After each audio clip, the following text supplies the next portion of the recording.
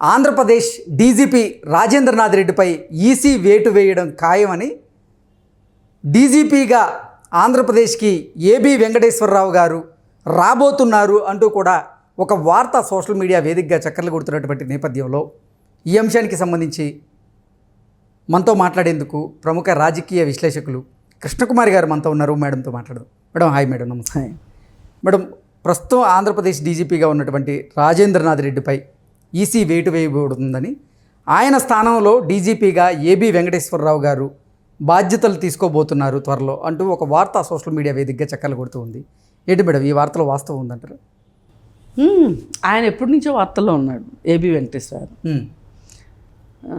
ఇప్పుడు కాదు, ఎప్పటి నుంచో. అంటే ఎప్పటి నుంచి అంటే మరీ గట్టిగా మాట్లాడుకుంటే ఆయన ఒక నిక్కచ్చైన ఆఫీసర్గానేమో అంతకుముందు వార్తల్లో ఉండేవాడు ఏబీ వెంకటేశ్వరరావు.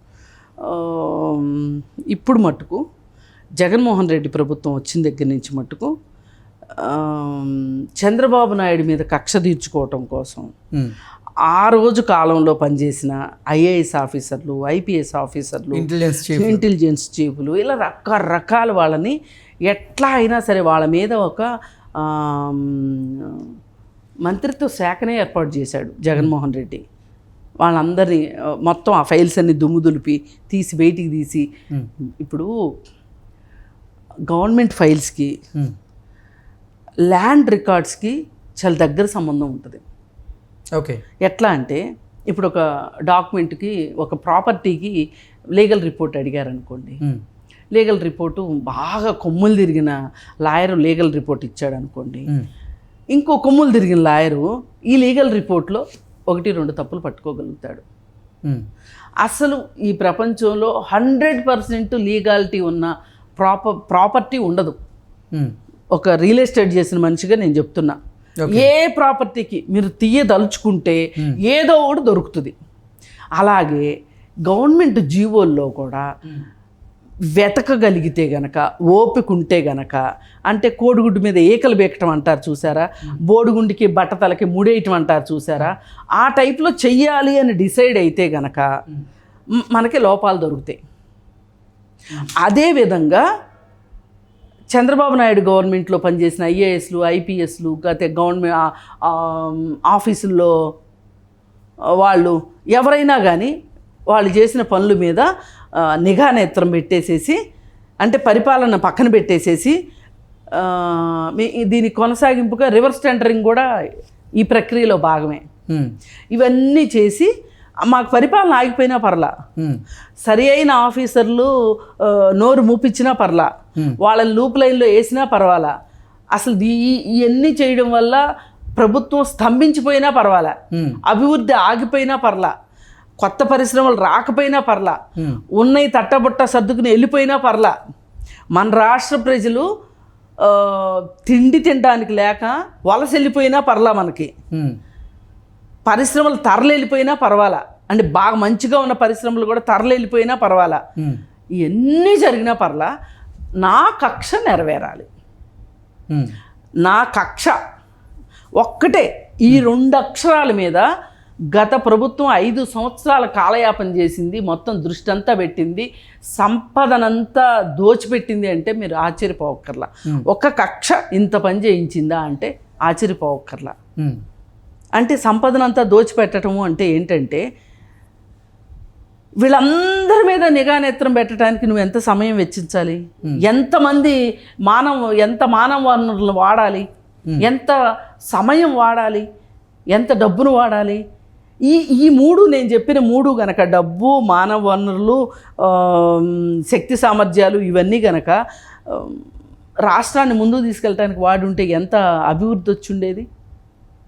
అవన్నీ చేయకోకుండా నువ్వు చేసిన పని ఏంటి అంటే ఘనకార్యం. అప్పుడు చేసిన వాటిల్లో తప్పులు ఏమున్నాయి అని వెతికి వాటిల్లో ఒక కేసు, మిగతా కేసులన్నీ పక్కన పెట్టినా కానీ ఏబీ వెంకటేశ్వరరావు ఇంటెలిజెన్స్ చీఫ్గా ఉండి ఆయన కొన్ని పరికరాలు తెప్పించదలుచుకున్నాడు. ఆ తెప్పించదలుచుకున్న పరికరాలకి కొటేషను, ఆ కాంట్రాక్టు ఆయన కొడుకు ఇచ్చాడు. ఇంకా కాంట్రాక్ట్ ఇవ్వలే, అప్లై చేసుకున్నారు. మనము ఒక స్టేట్మెంట్ తోటి కొనం కదా, ఒక టెండర్లు పిలుస్తాం కదా అవును. ఏదైనా కొనాలి అనుకున్నప్పుడు. అతనిది కూడా ఒక అప్లికేషన్ వచ్చింది. ఆ అప్లికేషన్ వచ్చిన దానికే గగ్గోలు పెట్టేసేసి చూడు వాళ్ళ అబ్బాయికి కాంట్రాక్ట్ ఇప్పించదలుచుకున్నాడు అని చెప్పి మొదలెట్టి నానా గందరగోళం చేసి ఆయన్ని సస్పెన్షన్లో పెట్టి ఆయన మీద కక్ష అంతా తీర్చుకుని ఆయన సుప్రీంకోర్టు దాకా వెళ్ళి ఆయన తీర్పు తెచ్చుకుంటే, నిర్దోషి అని తెచ్చుకుంటే 4 సంవత్సరాల పాటు ఆయన సస్పెన్షన్ వెయిట్లో ఉన్నాడు. ఆయన 4 సంవత్సరాలు పదవీ కాలం అంటే మామూలు కాలమా ఒక ఐపీఎస్కి? ఎన్ని సేవలు అందించవచ్చు సమాజానికి కావాల్సిన ఒక ఐపీఎస్ ఆఫీసర్ మామూలుగా తయారు కాడు కదండి. పైగా ఎన్ని సంవత్సరాల ఎక్స్పీరియన్స్, మీరు అవన్నీ కూడా నాశనం చేసినట్టేగా. కేవలం ఒక సామాజిక వర్గం మీద కోపంతో ఏబి వెంకటేశ్వరరావు గారు కావచ్చు, జాస్తి కృష్ణకిషోర్ ఇన్కమ్ ట్యాక్స్ కావచ్చు, మళ్ళీ 3వ మనిషి నిమ్మగడ్డ రమేష్ కుమార్ కావచ్చు, ఎంత కక్ష తీర్చుకున్నారండి మీరు? తీర్చుకున్నారు కదా. దానిలో భాగంగానే ఆయన కోర్టుకి వెళ్ళి కోర్టులో గెలిచి వచ్చాడు. గెలిచి వచ్చిన తర్వాత కూడా మళ్ళీ వేశారు. వేస్తే రెండోసారి కూడా సుప్రీంకోర్టు క్లీన్ చిట్ ఇచ్చింది ఆయనకి. ఇప్పుడు ఆయన దీన్ని బట్టి వాళ్ళకి ఒక స్పెషల్ క్యాట్ అంటారు దాన్ని. దానిలో వాళ్ళ ఉత్తర ప్రత్యుత్తరాలు కావచ్చు, వాళ్ళ ఫిర్యాదులు కావచ్చు, వాళ్ళ గ్రీవెన్సెస్ మొత్తం క్యాట్లో చెప్పుకుంటారు వాళ్ళు. చెప్పుకుని క్యాట్ కూడా క్లీన్ చిట్ ఇచ్చింది అనుకోండి వీళ్ళకి, ఈయనకి ఇస్తే ఈయన ఇప్పుడు డీజీపీ అవ్వాలి. అంటే ఇప్పుడున్న డీజీపీ కూడా తాత్కాలికమైనటువంటి డీజీపీయే. ఆయనకి ఇంకా అంటే శాశ్వతంగా ఆయన డీజీపీగా నియమించలేదు. ఎందుకు నియమించలేదు చెప్పండి. ఆయన లిస్టులో చాలామంది ఉంటే వాళ్ళందరినీ బైపాస్ చేసి ఎక్కడి నుంచో మనం పరంపరం అన్నట్లు తీసుకొచ్చుకొని పెట్టుకున్నారు.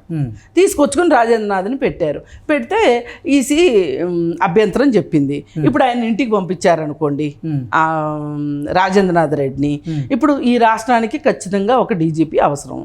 ఈ డీజీపీ అవసరము అంటే ఇప్పుడు లిస్టులో పైన ఉన్నది ఈయన.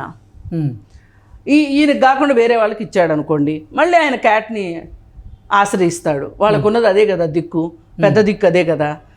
కానీ ఇతని ఉద్దేశం ప్రకారం, జగన్మోహన్ రెడ్డి ఉద్దేశం ప్రకారం ఏంటంటే నా పదవీ కాలంలో అతన్ని డీజీపీ అవ్వనివ్వను అని కంకణం కట్టుకుని కూర్చున్నాడు. ఇది మొండితనము మూర్ఖత్వం కాకుండా ఇంకోటి మరి ఏమీ కాదు ఇది. ఎందుకంటే 32 ఏళ్ళు మినిమం నుంచి 34 ఏళ్ళు సర్వీస్ ఉంటుంది వాళ్ళకి, ఐపీఎస్లకి. నువ్వెంత? ప్రజలు ఇస్తే 5 ఏళ్ళు, మళ్ళీ ఇస్తే ఇంకో 5 ఏళ్ళు. 5 ఏళ్ళకు ఒకసారి నువ్వు ఇంటికి వెళ్ళాల్సిందేగా, కొన్ని రోజులైతే విశ్రాంతి తీసుకోవాల్సిందే కదా. అలాంటి నీకు ఐపీఎస్లతో పోటీయా? ఐపీఎస్ల మీద నువ్వు పోట్లాడతావు. ఐపీఎస్ని నువ్వు ఎట్లా పిలకబట్టుకుని ఆడిచ్చినట్టు ఆడిద్దాం అనుకుంటున్నావు. కానీ ఏబి వెంకటేశ్వరరావు అట్లా వదిలిపెట్టే మనిషి కాదు. ఆయన చేసే పోరాటం ఆయన చేశాడు, ఇప్పటిదాకా చేశాడు. అదే ఇంకొకళ్ళు అయితే గనక సరే ఇంకా అయిపోయింది, ఏదో అయిపోయింది అని రాజీ చేసుకునేవాడు. రాజీ మనస్తత్వం లేదు అతని దగ్గర. అందుకే అతను నికార్సుగా పనిచేశాడు, నికార్సుగా నిలబడ్డాడు, నిలబడాలని డిసైడ్ అయ్యాడు. అట్లాంటి వాళ్ళని నువ్వేమీ చేయలేవు. నీ భాషలో మాట్లాడాలి, కుళ్ళుగా అంటే మాట్లాడే వాళ్ళు వేరే ఉంటారేమో, కానీ నేనైతే చాలా లక్షణంగా, చాలా సంస్కారవంతంగా ఒకటే చెప్పగలను, అతన్ని నీలాంటి వాళ్ళు ఏమీ చేయలేరు. 5 సంవత్సరాలకు ఒకసారి మారేవాళ్ళు అస్సలు ఏమీ చేయలేరు. ఓకే, కాబట్టి ఖచ్చితంగా ఆయన డీజీపీ అయి తీరుతాడు అని నా నమ్మకం. పైగా వ్యవస్థల్ని గౌరవించే వ్యక్తిగా, రాజ్యాంగాల్ని, చట్టాలని గౌరవించే వ్యక్తిగా చెప్తున్నా. నాకు ఏబి వెంకటేశ్వరరావు గారితో వ్యక్తిగతంగా నాకేమి స్నేహం కానీ, లేకపోతే గౌరవం కానీ, ఇష్టం కానీ లేవు. ఆయన ప్లేస్లో ఎవరున్నా సరే సీనియారిటీయే మనకి పరమావధి, సీనియారిటీయే ప్రాతిపదిక. మనకి సీనియారిటీలో ఉన్న వాళ్ళనే ఇవ్వాలి. నువ్వు ఆయనకి ఇవ్వడం ఇష్టం లేక ఎక్కడి నుంచో ఏరుకుని తీసుకొచ్చి ఇక్కడ పెట్టావు. ఇప్పుడు ఇదే పని ఇక్కడ ఫోన్ ట్యాపింగ్ కేసులో కూడా జరిగింది ఇదే.